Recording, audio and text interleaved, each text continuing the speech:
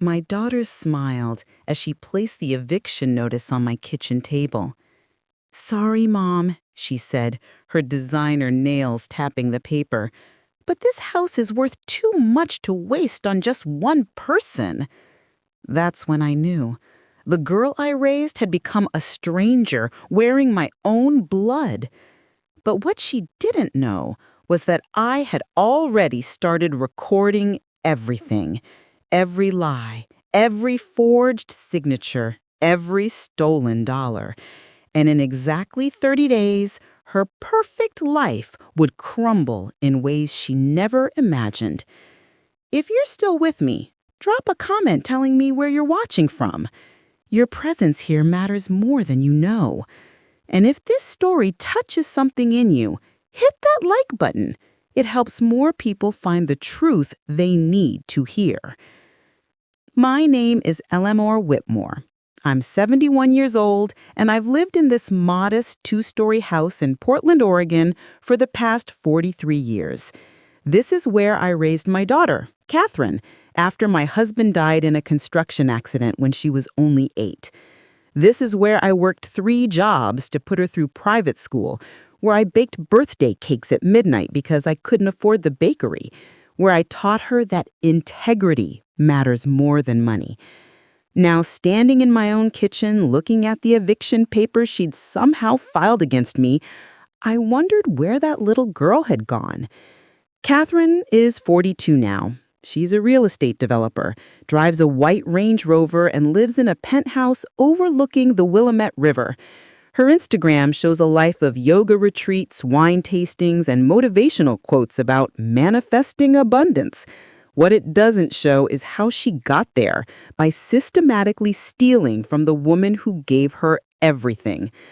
The day she brought the eviction notice was a Thursday in late September.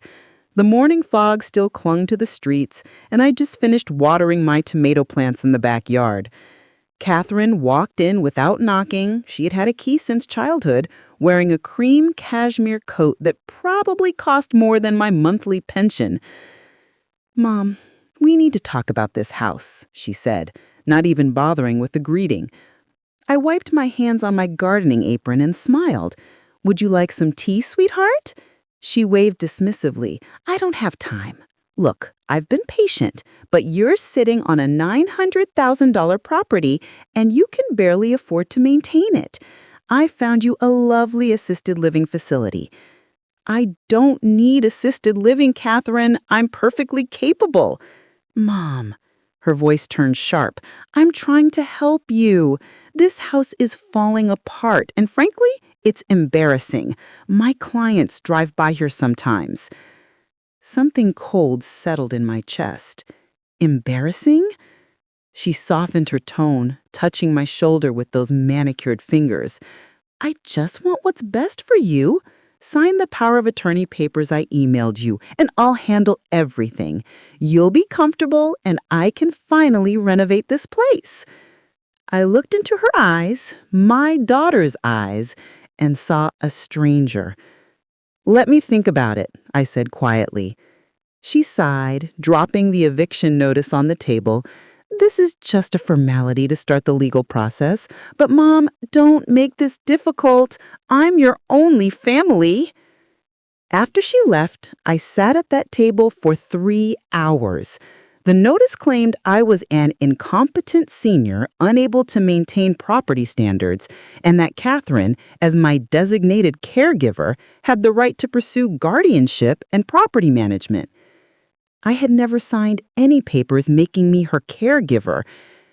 That night, I did something I never thought I'd do. I called my old friend Robert Chen, a retired police detective who lived 4 blocks away. We'd known each other since our kids were in elementary school together. "Eleanor," his warm voice came through the phone. "It's been too long. How are you?" "Robert, I need help. I think my daughter is trying to steal my house." There was a pause. Then, "Tell me everything." Over the next week, Robert helped me piece together what Catherine had been doing. We started by requesting copies of all documents filed with my name from the county clerk's office. What we found made my blood run cold. Catherine had forged my signature on a power of attorney document 3 months ago. She'd also opened a reverse mortgage on my house, a loan that would eventually require the property to be sold to repay the debt. The monthly payments, which should have been coming to me, were being deposited into an account I'd never seen.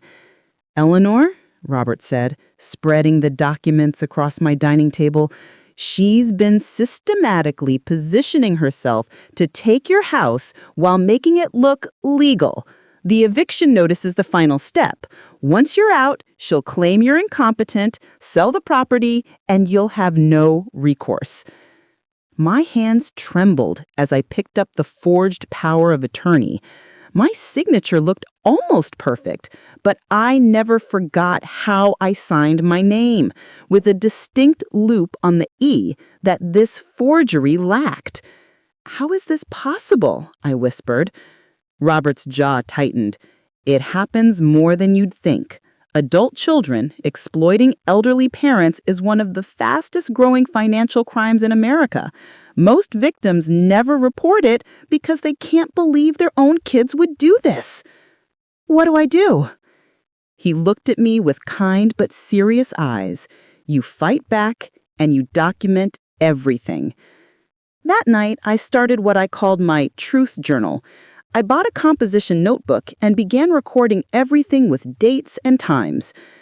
September 26th, Catherine visited, pressured me to sign power of attorney, refused to explain why she needed it, left eviction notice claiming I'm incompetent. I made her tea. She didn't drink it. September 27th, visited county clerk with Robert, discovered forged power of attorney and unauthorized reverse mortgage, $2,400 per month being diverted to an account I'd never seen. Catherine opened this account using forged documents. September 28th, received a call from Catherine asking if I'd reconsidered. Told her I was still thinking. She sighed and said, "Mom, don't make this the hard way." Every detail went into that notebook. Every phone call, every visit, every inconsistency in her stories. Robert also suggested something that made me feel deeply uncomfortable: recording our conversations. Oregon is a one-party consent state, meaning I could legally record any conversation I was a part of without telling the other person. "Eleanor, I know it feels wrong, but your daughter is committing fraud. If you want to stop her, you need evidence that will hold up in court." So I did it. I bought a small digital recorder online and started keeping it in my pocket during Catherine's visits. The recordings were devastating. On October 3rd, Catherine stopped by unannounced. I had the recorder running in my cardigan pocket. "Mom, I'm losing patience," she said, standing in my doorway. "You need to sign those papers and move to Meadowbrook Senior Living. I've already put down a deposit." "Catherine, I don't want to move. This is my home." "Your home?" She laughed, a sharp, bitter sound. "Mom, you're living in a museum. This house is worth almost $1 million, and you're letting it rot while you collect an $1,800 pension? It's wasteful." "It's mine," I said quietly. Her face hardened. "Actually, according to the documents I filed, it's not anymore. I'm your legal caregiver now, and I have the authority to make decisions in your best interest." "I never made you my caregiver." "Well, the county records say otherwise." She checked her phone. "Look, I have a meeting. Just sign the papers, Mom. Don't make me get a lawyer involved." After she left, I sat on my porch and listened to the recording 3 times. Each time her words felt like stones dropping into my chest. That night, I called my younger sister, Patricia, who lived in Seattle. I hadn't wanted to worry her, but I needed family who actually cared. "Ellie?" Her voice was concerned. "Is everything okay? You sound upset." I told her everything. The forged power of attorney, the reverse mortgage statements, the eviction notice, printed transcripts of my recordings, and my detailed journal entries. Patricia read through everything methodically, her jaw getting tighter with each page. Finally, she looked up at me. "Ellie, this is elder financial abuse. It's a felony in Oregon. Catherine could go to prison for this." The words hit me hard. Prison. My daughter. The little girl I'd raised, whose hand I'd held on her first day of school, whose tears I'd dried after her first heartbreak. "I don't want her to go to prison," I whispered. "I just want my house back. I want her to stop." Patricia squeezed my hand. "I know, honey, but sometimes people need to face consequences before they'll change." That weekend, Patricia and I visited an attorney named Michelle Barnett, who specialized in elder law. Her office was warm and comfortable, filled with plants and family photos, a conscious choice, she told us, to make nervous clients feel at ease. She listened to our story without interrupting, taking notes on a yellow legal pad. When she finished, she sat back and folded her hands. "Mrs. Whitmore, I'm going to be direct with you. What your daughter has done constitutes multiple felonies: forgery, identity theft, financial exploitation of a vulnerable adult, and fraud. You have excellent evidence. But before we proceed, I need you to understand something." She leaned forward, her eyes compassionate but serious. "Once we file this case, there's no going back. Your daughter will likely never forgive you. Your relationship, whatever remains of it, will probably end. Family members will take sides. It will be painful, messy, and public. Are you prepared for that?" I thought about Catherine's face when she dropped that eviction notice on my table, the coldness in her eyes, the casual way she'd discussed stealing my home as if it were a business transaction. "Yes," I said. "I'm prepared." Michelle nodded. "Then let's stop her." The legal process began immediately. Michelle filed an emergency motion to void the power of attorney and freeze all transactions related to my property. She also filed a police report for fraud and identity theft, attaching copies of all our evidence. Within 3 days, we had a court hearing scheduled. Catherine didn't know what was coming. She had called me twice during that time, her voice alternating between saccharine sweetness and thinly veiled threats. "Mom, the people at Meadowbrook are expecting you next week. I've already arranged for movers to pack your things on Tuesday." I was recording, as always. "Catherine, I've told you I'm not moving." "Mom," her tone turned icy, "this isn't optional anymore. I'm coming by Monday to get your signature, and if you refuse, I'll have you declared incompetent and placed there anyway. I have a doctor who will testify that you're suffering from dementia." "I don't have dementia." "That's not how the doctor will see it after I explain your erratic behavior." Pause. "This is for your own good, Mother. Stop being stubborn." After she hung up, I sat in the silence of my living room, looking at the photos on the walls. Catherine at her college graduation. Catherine on her wedding day. She'd divorced 3 years later.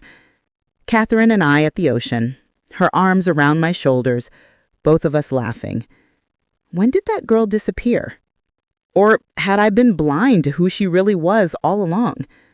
The court hearing was on a gray October morning. Michelle had arranged for it to be heard by Judge Rebecca Morrison, known for her no-nonsense approach to elder abuse cases. I sat in the courtroom with Patricia on one side and Robert on the other, my hands folded in my lap to hide their trembling. Michelle sat at the plaintiff's table, organized and calm. Catherine arrived 10 minutes late, wearing an expensive navy suit and an expression of confused annoyance. She'd brought a lawyer, a young man in his 30s who looked fresh out of law school. When she saw me sitting with an attorney, her face went pale. She leaned over to whisper urgently to her lawyer, who frowned and started flipping through papers. "All rise," the bailiff announced. Judge Morrison entered, a woman in her 60s with silver hair and sharp, intelligent eyes. "Be seated. she said, looking at the case file. "We're here for an emergency motion filed by Eleanor Whitmore regarding alleged financial exploitation and fraud. Mrs. Barnett, you may proceed." Michelle stood, and for the next 20 minutes, she systematically destroyed every lie Catherine had built. She presented the forged power of attorney with testimony from a handwriting expert who confirmed the signature wasn't mine. She presented the reverse mortgage documents showing money being diverted to Catherine's account. She played excerpts from my recordings, including the one where Catherine threatened to have me declared incompetent.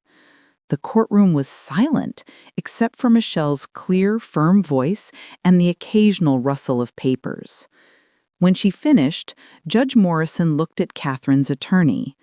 "Counsel, would you like to respond?" The young lawyer stood awkwardly. "Your Honor, my client maintains that she was acting in her mother's best interests. Mrs. Whitmore is elderly and—" "Is she?" Judge Morrison interrupted. "Mrs. Whitmore, would you please stand?" I stood, my heart hammering. "How old are you, ma'am?" 71, Your Honor.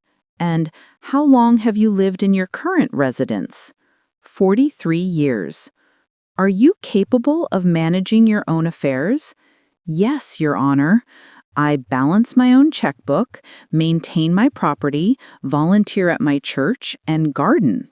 I'm in good health, except for mild arthritis." Judge Morrison nodded. "Thank you. Please be seated." She turned back to Catherine's attorney. "Counsel, 71 is not elderly in the legal sense, and I see no evidence of incompetence here. What I do see is evidence of systematic fraud. Does your client have anything to say?" The lawyer whispered urgently to Catherine, who stood slowly. She looked at me for the first time since the hearing began, and for a moment, I saw something in her eyes. Fear. "Your Honor," she began, her voice shaky, I was just trying to help my mother. The house is too much for her to handle, and I thought—" "You thought you'd forge legal documents, steal money through a fraudulent reverse mortgage, and have your mother evicted from her own home?" Judge Morrison's voice was like ice. "Miss Catherine Whitmore, that's not help. That's exploitation." Catherine's face crumpled. "I didn't mean, I just—" She looked at me desperately. "Mom, please, I made a mistake. Don't let them do this to me." The courtroom seemed to hold its breath. Patricia squeezed my hand. In that moment, I saw my daughter as she really was. Not the successful businesswoman she pretended to be, but a scared, greedy woman who'd crossed every line and only now realized the cost. "You tried to steal my home," I said quietly. "You forged my name. You threatened to have me declared incompetent. That's not a mistake, Catherine. That's cruelty." She sank back into her chair, tears running down her face. But they felt empty to me, like rain that couldn't wash anything clean. Judge Morrison made her ruling swiftly. The power of attorney was voided, the reverse mortgage was declared fraudulent and would be reversed. Catherine was ordered to return every dollar she'd taken from the mortgage payments. An emergency restraining order prohibited her from contacting me or coming within 500 feet of my property. And most seriously, the case was being referred to the district attorney for criminal prosecution. "Miss Catherine Whitmore," the judge said, her voice hard, "what you did to your mother is unconscionable. This court will ensure you face full consequences for your actions." As the bailiffs let Catherine out of the courtroom, she'd been taken into custody pending bail, she looked back at me one last time. Her mascara had run, her perfect hair was disheveled, and her expression was one of shocked disbelief. I felt nothing. No triumph, no satisfaction, just a hollow ache where my daughter used to be. The aftermath was exactly as brutal as Michelle had warned. The story hit the local news. Real estate developer arrested for defrauding elderly mother. Catherine's friends abandoned her. Her business partners distanced themselves. She lost clients. Her perfect Instagram life disappeared overnight. Some people thought I was cruel. I received anonymous letters calling me a heartless mother, saying I should have forgiven her, that family was forever. But most people understood. I received dozens of letters from strangers sharing their own stories of being exploited by adult children. One woman wrote, "My son stole my life savings while I was recovering from a stroke. You gave me courage to report him. Thank you for showing me that mothers can still be strong." Patricia stayed with me for 3 weeks, helping me process everything. We'd sit on the porch in the evenings, drinking tea and watching the autumn leaves fall. "Do you regret it?" she asked one night. I thought about it carefully. I regret that it was necessary. I regret that my daughter became someone capable of this. But reporting her? No, I don't regret that. She needed to face consequences, not just for my sake, but for hers. "You're braver than I would have been," Patricia said softly. "No, I just reached the point where the cost of silence was higher than the cost of speaking up." 3 months later, Catherine pleaded guilty to elder financial abuse and fraud. Her attorney had advised her that the evidence was overwhelming and that going to trial would only result in a harsher sentence. She was sentenced to 2 years in prison with eligibility for parole after 18 months if she completed financial rehabilitation courses and demonstrated genuine remorse. She was also ordered to pay full restitution, over $60,000, including the diverted reverse mortgage payments, legal fees, and damages. I attended the sentencing. I needed to see it through to the end. Catherine looked different. Older, smaller, dressed in an orange jumpsuit instead of designer clothes. When the judge asked if she had anything to say before sentencing, she stood and turned to face me. "Mom," she said, her voice breaking, "I'm so sorry. I don't even know who I became. I let money become more important than you, more important than everything you taught me. I betrayed you in the worst possible way, and I'll spend the rest of my life trying to understand why I did that." She paused, tears streaming down her face. "I don't expect you to forgive me. I don't deserve it. But I want you to know that you did the right thing. You stopped me from becoming someone even worse than I already was. Maybe in prison I can figure out how to be the daughter you deserved." I sat there, listening to her words, trying to feel something, but mostly I just felt tired. After the sentencing, Michelle touched my arm. "How are you holding up?" "I'm okay," I said, and surprisingly, I was. In the months that followed, I worked with Patricia and a financial advisor to restore my finances and secure my property. The reverse mortgage was successfully voided, and a lien was placed on Catherine's assets to ensure restitution would be paid. But more importantly, I started healing. I joined a support group for elderly victims of financial abuse, led by a social worker named James Park. Every Tuesday evening, 8 of us would meet in a church basement and share our stories.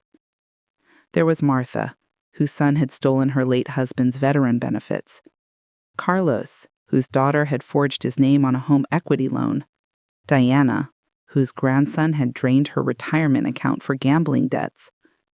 Each story was heartbreaking, but there was also strength in that room. We weren't just victims, we were survivors who'd found the courage to fight back. "Eleanor," James said during one meeting, "would you be willing to speak at a community awareness event next month? The Elder Rights Coalition is hosting an education night, and your story could help others recognize the warning signs." I hesitated. I'd never been comfortable with public speaking. But then I thought about all those letters I'd received, all those people who said my courage had helped them. Yes, I said. I'll do it. The community event was held at a local library on a rainy November evening. I expected maybe 20 people. Over 100 showed up. Elderly residents, adult children, social workers, legal advocates. I stood at a small podium, my hands shaking as I held my notes. Patricia sat in the front row, giving me an encouraging smile. My name is Eleanor Whitmore, I began, my voice barely above a whisper. Then I cleared my throat and spoke louder. My name is Eleanor Whitmore, and my daughter tried to steal my home. I told them everything.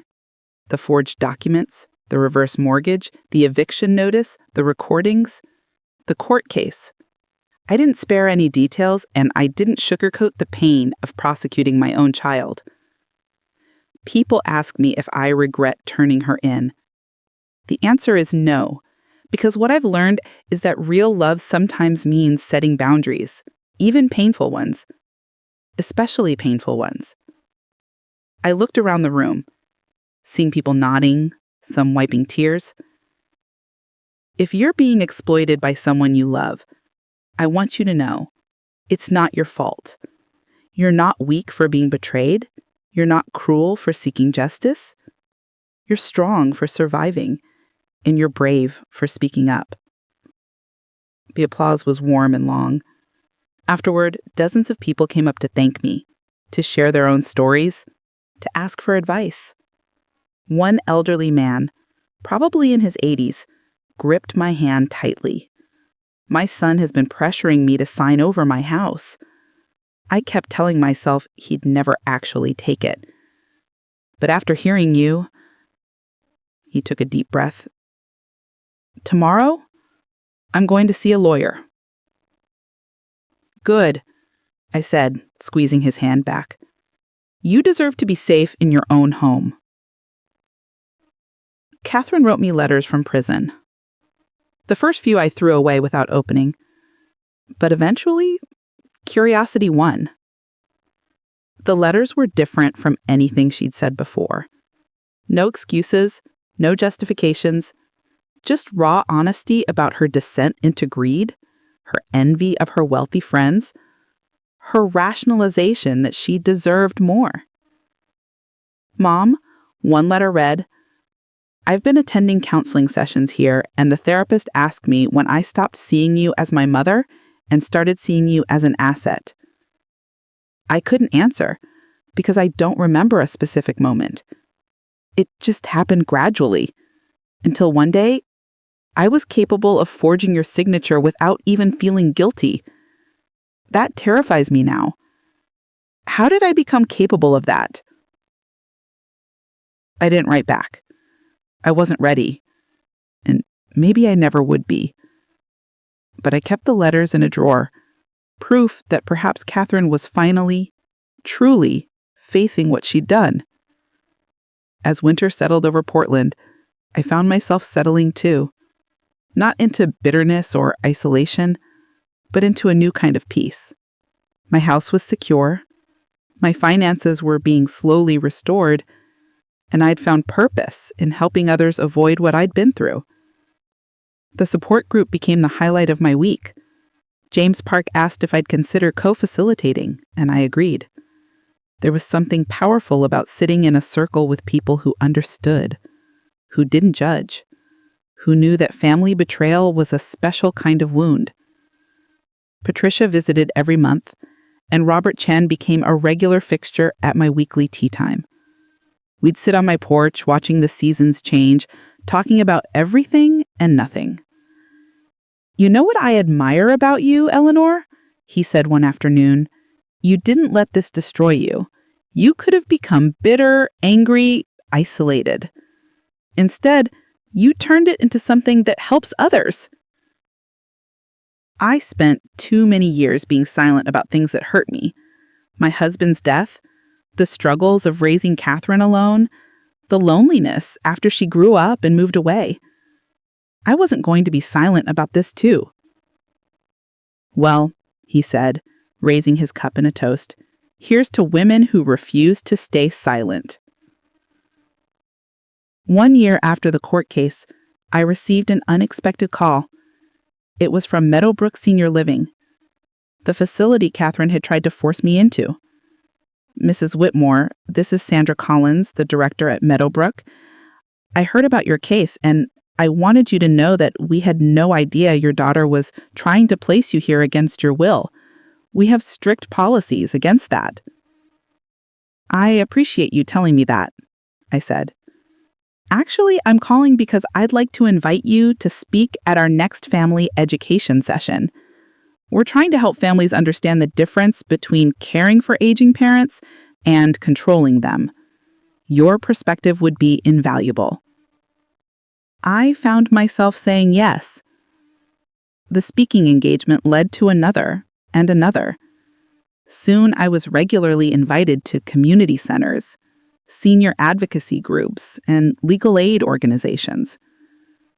I never expected to become an elder rights advocate, but somehow that's what happened. People started calling me for advice. A woman from Seattle whose daughter was pressuring her to sell her house. A man from Eugene whose son was power of attorney and making decisions without consulting him. Each time, I shared what I'd learned, connected them with resources, and reminded them that they had rights. 18 months after her sentencing, Catherine became eligible for parole. The parole board contacted me, asking if I'd like to attend the hearing or submit a statement. I decided to attend. The hearing room was small and institutional, smelling of floor cleaner and nervous sweat. Catherine was let in wearing prison blues, looking thinner and older than I'd ever seen her. When she saw me, her eyes widened, and she mouthed, "Mom?" I nodded but didn't smile. The parole board reviewed her record. She'd completed all required programs, had been a model prisoner, had worked in the prison library, and started teaching financial literacy classes to other inmates. "Ms. Whitmore," the parole board chair said, "you've shown genuine remorse and made efforts toward rehabilitation. But before we make our decision, your mother is here, Mrs. Eleanor Whitmore. Would you like to speak?" I stood slowly, feeling everyone's eyes on me. Catherine looked terrified, probably expecting me to oppose her parole. "Catherine made terrible choices," I said carefully. "She betrayed my trust in the worst possible way. She forged my signature, stole from me, and tried to have me declared incompetent so she could take my home." Catherine's face fell, tears already forming. "But," I continued, "I've read her letters, I've reviewed her prison records, and I've seen evidence that she's finally taking responsibility for what she did.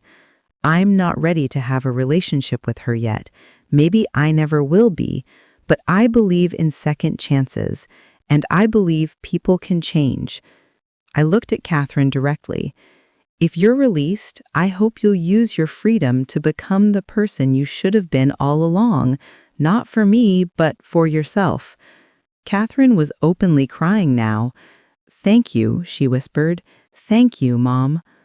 The parole board granted her release with strict conditions, continued counseling, restitution payments, and a 5-year probation period during which she couldn't work in real estate or any position involving vulnerable adults.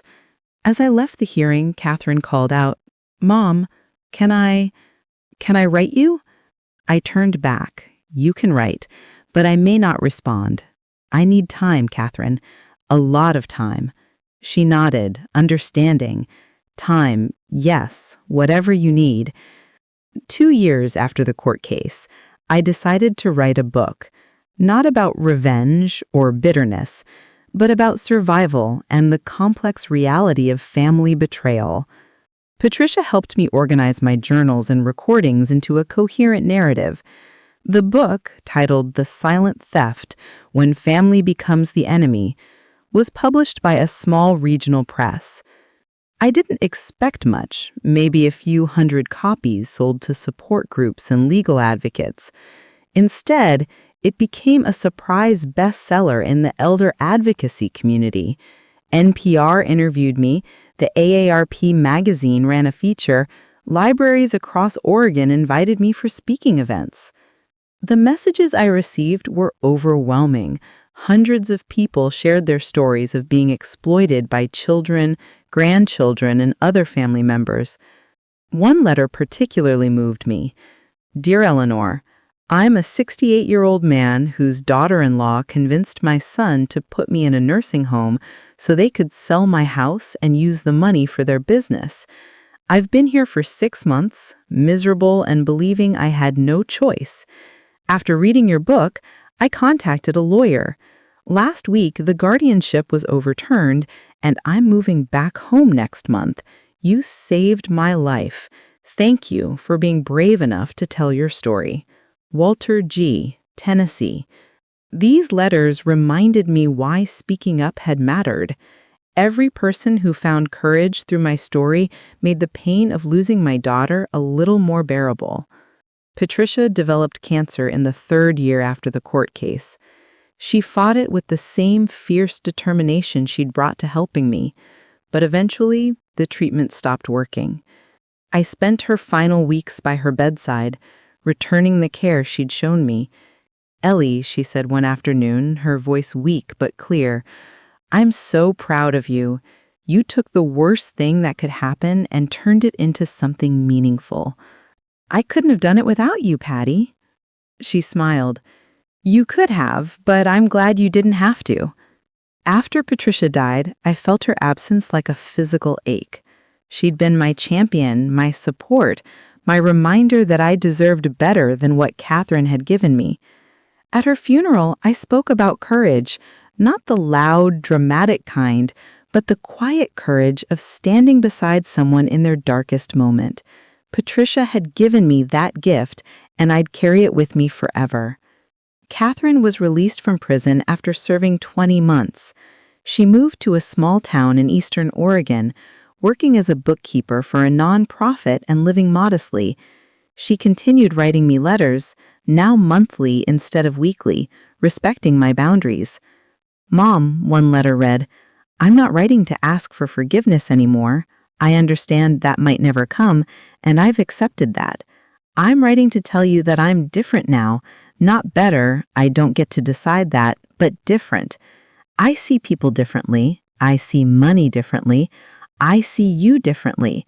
I wasted 30 years chasing status and wealth, and it cost me the only person who ever loved me unconditionally. I'm spending my second chance trying to help others avoid the mistakes I made. I kept these letters too, though I still didn't respond. Some wounds don't heal with time. They just become scars you learn to live with. 5 years after the court case, I celebrated my 76th birthday. My house was paid off, my garden was flourishing, and I'd just been asked to serve on the board of the Oregon Elder Rights Coalition. Robert Chen hosted a small party for me, just a few close friends from the support group, some legal advocates I'd worked with, and James Park from our therapy sessions. As I looked around the room at these people who'd become my chosen family, I felt something I hadn't felt in years, complete peace. Speech, someone called out, and everyone laughed. I stood, holding my glass of wine. 5 years ago, I thought my life was ending. My daughter was trying to steal my home, and I felt more alone than I had ever felt even after my husband died. But what I learned is that family isn't just blood. Family is the people who stand beside you when blood fails you. I raised my glass. Thank you all for being my family when I needed one most. The 6th year brought an unexpected development. Catherine reached out through her parole officer, asking if she could volunteer at the Elder Rights Coalition, not in any role that would involve me, but in their education programs. She wants to teach classes on warning signs of financial exploitation, the executive director told me, using her own case as an example of how people rationalize hurting their parents. She's done similar work at her church in Bend. The question is, would you be comfortable with that? I thought about it for a long time. Part of me wanted to say no, to keep her far from anything I was involved with. But another part remembered the parole hearing, her tears, her genuine remorse. Under 3 conditions, I finally said. 1, she never mentions my name publicly. 2, she never contacts me about it. 3, if even one person complains that she's being exploitative or inappropriate, she's done. Done, the director said. Catherine began teaching monthly workshops called What I Did Wrong, A Daughter's Confession. I never attended, but I heard they were powerful. People said she held nothing back, explaining exactly how she justified each step of her fraud, how she'd silenced her conscience, how she destroyed the most important relationship in her life. One attendee told me, she said, I thought my mother's house was wasted on her because she was just one old woman. Now I realize the only thing being wasted was me. Wasted potential, wasted love, wasted time. Don't be me. Maybe that was her penance, using her worst mistakes to protect other families from the same destruction. I turned 80 years old in a world I'd helped change, even if just a little. The Elder Rights Coalition had grown significantly, now operating in 6 states. Our support groups had helped over 3,000 people, and legislation I'd testified for, the Family Financial Transparency Act, had passed in Oregon, making it harder for adult children to exploit elderly parents. Robert Chen threw me a surprise party at his house. Walking in to find 50 people gathered, some I'd helped, some who'd helped me, I felt overwhelmed by gratitude. Eleanor, Martha from my original support group rushed over. I wanted you to be the first to know. My son finally paid back the money he stole, all $43,000, and he's been going to therapy, where we're talking again. I hugged her tightly. Martha, that's wonderful. It's because of you, she said, tears in her eyes. You showed me that holding people accountable and loving them weren't mutually exclusive. I could demand justice and still leave the door open for redemption. As the evening wore on, people shared stories of how the work we'd done together had changed their lives. Diana had reconciled with her grandson after he completed treatment for his gambling addiction and paid restitution. Carlos had started a Spanish language support group for Latino seniors facing family exploitation. James Park had written a training manual for social workers that was now used nationwide. Near the end of the party, someone knocked on the door. Robert answered, then turned to me with a strange expression. Eleanor, there's someone here who'd like to speak with you. You can say no. My heart knew before my mind did. Catherine? He nodded. I took a deep breath. 8 years since the court case, 6 years since her release, all those letters I'd kept but never answered. I looked at Robert. Give me a minute. I stepped outside onto the porch. Catherine stood at the bottom of the steps, looking nothing like the designer-clad woman who'd once dropped an eviction notice on my table. She wore simple jeans and a cardigan, her hair gray at the temples now, her face lined with years that had clearly been difficult. Mom, she said quietly, I know I have no right to be here. Robert told me about your party, and I just wanted to see you, even from a distance. I'm not asking to come in. I just wanted to tell you that everything good I've managed to do in the past 6 years, every person I've helped avoid making my mistakes, it's because you showed me that real strength means doing what's right, even when it costs you everything. I studied her face, looking for the manipulative woman who'd forged my signature. I didn't see her. I saw someone genuinely changed by consequences in time. What do you want, Catherine? I asked, not unkindly. Nothing, she said immediately. I don't want anything from you. I just wanted you to know that I'm not that person anymore. I'll never be able to undo what I did, but I'm spending my life trying to make sure other people don't follow my path." We stood in silence for a moment. Inside, I could hear laughter and conversation, my chosen family celebrating not just my birthday, but the community we'd built from pain. "The work you're doing at the coalition," I said carefully. "People say it's making a difference." She nodded. "I hope so. It's the only thing that helps me sleep at night, knowing that maybe I've prevented a few daughters from destroying their mothers the way I destroyed you." "You didn't destroy me, Catherine. You tried to, but I'm still here." "You are. You're more than here. You're amazing. You've helped so many people, built something beautiful. I'm proud of you, Mom, even though I have no right to be." Something shifted in my chest. Not forgiveness. That still felt too far away. But something softer than the anger I'd carried for so long. "The person you were 8 years ago doesn't exist anymore. I don't know this person standing in front of me. And maybe that's okay."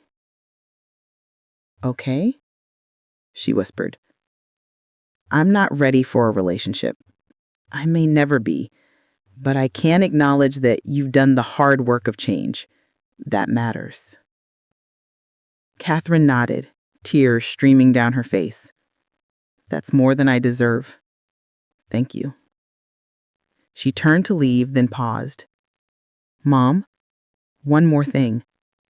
I paid back every dollar of restitution last month. It took 6 years of living on almost nothing, but it's done. And I set up a scholarship fund, $10,000 a year for elderly people who need legal help fighting family exploitation. It's called the Eleanor Whitmore Justice Fund." I felt tears prick my own eyes. "Catherine, you don't have to accept it or acknowledge it. I did it because it was right, not because I expected anything from you. Goodbye, Mom. Happy birthday." She walked to her car, an old Honda, nothing like the Range Rover she used to drive, and drove away. I stood on that porch for a long time, watching the taillights disappear, feeling something complicated and painful, and maybe, eventually, healing. Inside, Robert found me wiping my eyes. "You okay?" "I think so," I said. "She's different." "People can surprise you," he said gently. "Not always in good ways, as you know too well, but sometimes in ways that remind you why second chances exist." I rejoined the party, and as the evening wound down, James Park asked me to share some closing thoughts. I stood in Robert's living room, surrounded by people who'd become my community, and thought about what I wanted to say. When this nightmare started 8 years ago, I thought my life was ending. I was alone, scared, and being betrayed by the person I'd loved most in the world. But here's what I learned. Betrayal doesn't have to define you. You get to decide what story you tell with the pain you've been given. I looked around the room. Every person here has been betrayed by family. Every person here could have become bitter, isolated, destroyed by that betrayal. But instead, you chose to help others. You chose to build something good from something terrible. That's not just survival, that's transformation. Tonight, I'm 80 years old. I don't know how many more birthdays I'll have, but I know this. When I look back on my life, this chapter, the one that started with fraud and theft and betrayal, this is the chapter I'm proudest of, not because of what was done to me, but because of what I chose to do with it. The room was silent, everyone holding their breath. So here's my birthday wish. May every person suffering in silence find the courage to speak. May every person who's been exploited discover that justice is possible. And may every person who's betrayed someone they love find the strength to truly change, not just apologize, but fundamentally transform who they are. The applause was thunderous. People stood, some crying, some cheering, and in that moment, I understood that this was my legacy. Not the money I'd recovered or the house I'd kept, but the community I'd helped create and the lives I'd helped change. Later that night, back in my own home, I sat at my kitchen table with a cup of chamomile tea. The house was quiet, except for the ticking of the old clock and the sound of rain beginning to fall outside. I opened my truth journal, the one I'd started 8 years ago when this nightmare began. I'd filled 3 notebooks now, documenting every step of the journey. I turned to a fresh page and wrote, November 3rd, my 80th birthday. Catherine came to the party, stood outside, didn't ask to come in. She's paid full restitution and started a scholarship fund in my name. She's genuinely different. I don't know if I'll ever fully forgive her, but I can acknowledge her change. Maybe that's enough. Tonight, I realized something. Justice isn't always about punishment. Sometimes it's about transformation, not just of the person who wronged you, but of yourself. I'm not the same woman I was 8 years ago. I'm stronger, more connected to community, more purposeful. Catherine's betrayal forced me to find parts of myself I didn't know existed. If I could go back and prevent all of this from happening, would I? I don't know. The pain was real. The betrayal was devastating, but so was the growth that came from it. I think that's what healing looks like. Not forgetting what happened, not pretending it didn't hurt, but acknowledging that you survived and that your survival meant something. I closed the journal and looked at the photo on my wall. Me, Catherine, and my late husband from 30 years ago. 3 people frozen in time before everything changed. Frank, I whispered to my husband's image, I hope you'd be proud of how I handled this. I tried to be fair. I tried to be strong. I tried to help others avoid what happened to me. The rain picked up, drumming against the windows. I finished my tea and headed upstairs to bed, feeling the comfortable ache of age in my joints, but a lightness in my heart I hadn't felt in years. The next morning, I did something I hadn't done in 8 years. I wrote Catherine a letter. Catherine, thank you for coming last night. Thank you for staying outside and respecting my boundaries. Thank you for the work you've done to change. I need you to understand something. I don't know if I'll ever be able to have a mother-daughter relationship with you again. The trust you broke wasn't just about money or property. It was about whether I could believe you saw me as your mother instead of an obstacle to your ambitions. That kind of broken trust takes more than years to repair. It might take a lifetime, or it might never fully heal. But here's what I can say with certainty. You've done the work of genuine change. You faced consequences, paid restitution, and spent years helping others avoid your mistakes. That matters. It doesn't erase what you did, but it matters. I'm not ready for phone calls or visits. Maybe I never will be, but I won't throw away your letters anymore. And if you want to continue writing, not asking for anything, just sharing your life, I'll read them.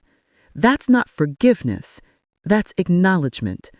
Maybe someday it will be more. Maybe not. We'll both have to live with that uncertainty. Your mother, Eleanor. I mailed it that afternoon. I didn't know if it was the right decision, but it felt honest. And honesty was the only compass I trusted anymore. Over the next 2 years, Catherine and I exchanged letters every few months. She told me about her work, her therapy, the amends she was trying to make, not just to me, but to herself. I told her about the coalition's growth, about new legislation we were advocating for, about the people we'd helped. The letters were polite, distant, but genuine. We were two strangers slowly learning about each other, connected by biology, but separated by betrayal. One letter she wrote particularly moved me. Mom, today I met with a woman whose daughter was pressuring her to sell her house. I saw myself in that daughter. The rationalization, the sense of entitlement, the way she'd convinced herself she was helping when she was really just taking. I was able to talk to her in a way no one else could because I'd been exactly where she was. I told her what happens when you cross that line. I told her about losing you, about prison, about the years of shame, and the hard work of rebuilding a life from rubble.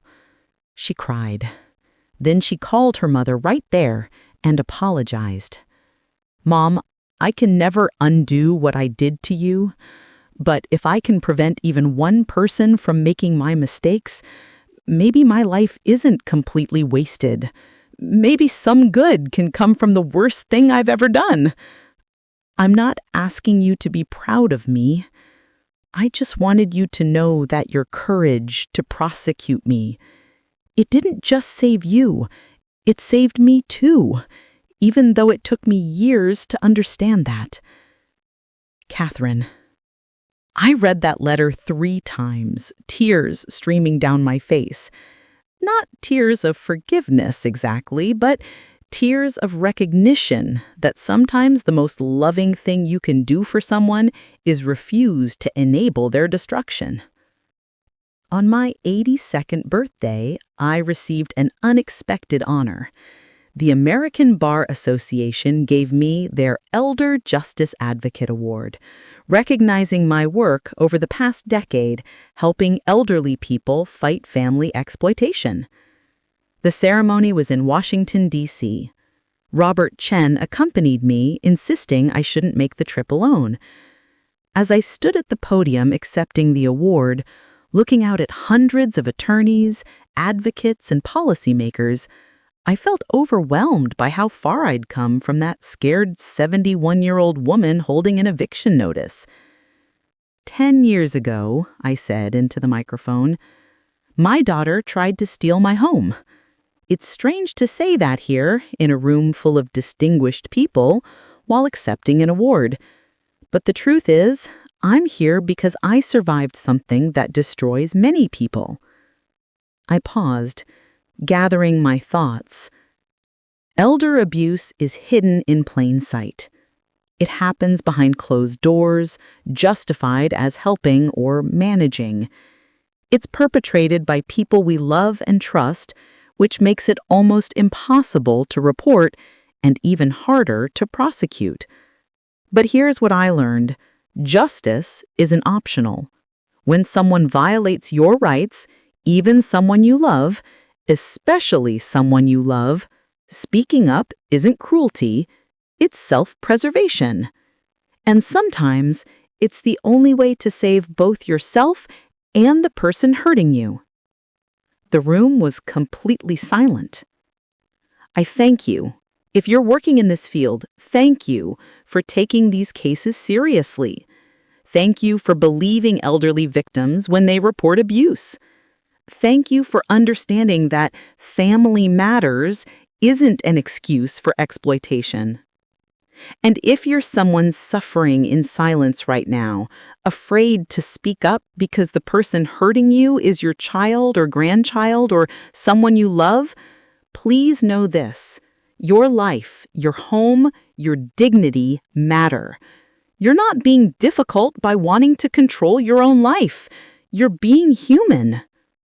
The standing ovation lasted 5 minutes. Afterward, dozens of people approached me, many sharing their own stories or thanking me for my advocacy work. But the moment that mattered most came later, back at my hotel. I received a text from an unknown number. Mom, I watched your speech online. You were magnificent. I'm so proud of you, even though I know I gave up the right to say that. Thank you for turning the worst thing I ever did into something that helps people. C. I stared at that text for a long time. Then I saved the number in my phone. Catherine. I didn't respond, but I didn't delete it either. Maybe that was progress. The work continued. The coalition expanded into 12 states. We trained over 500 legal advocates. We helped pass legislation in 4 states, strengthening protections for elderly victims of family exploitation.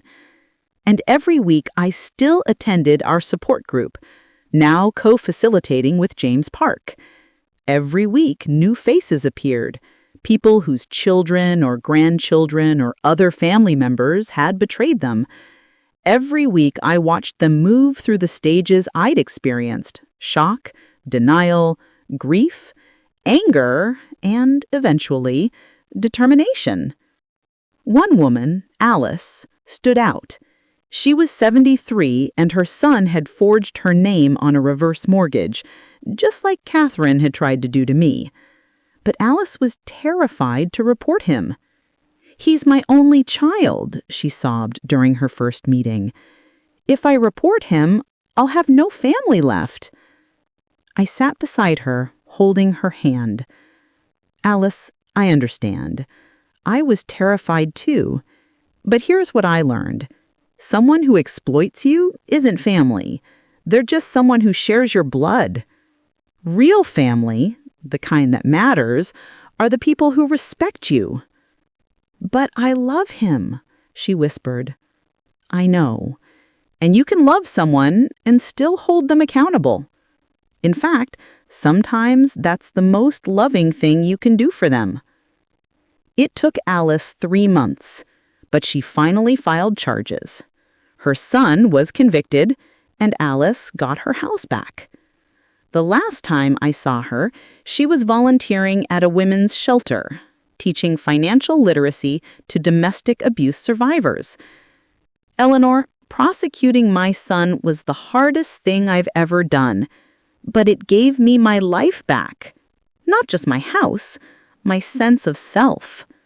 That's what justice does," I realized. It doesn't erase the pain, but it returns your power. I'm 85 now. My hair is completely white, and my arthritis makes gardening harder than it used to be. But I still live in my house, the one Catherine tried to steal, and I still work with the coalition, now mostly from home via video calls. Catherine and I have slowly, carefully, begun rebuilding something. Not the mother-daughter relationship we once had, that's gone forever, but something new.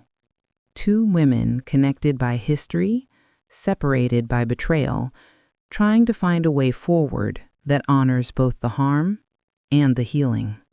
We have coffee twice a year, always in public places, always with clear boundaries. We talk about her work, my work, the weather, books we've read. We don't talk about the past unless I bring it up first. It's stilted and careful, but it's honest. Last month, she asked me something that surprised me. "Mom, do you think you'll ever forgive me?" Not for me, I've accepted that I don't deserve it, but for you, so you're not carrying that weight anymore. I thought about it carefully. I don't know, Catherine. Forgiveness isn't something I can force, but I've let go of the anger. I've let go of the fantasy of having the daughter I thought I had. What I'm left with is sadness for what was lost and respect for the work you've done to change.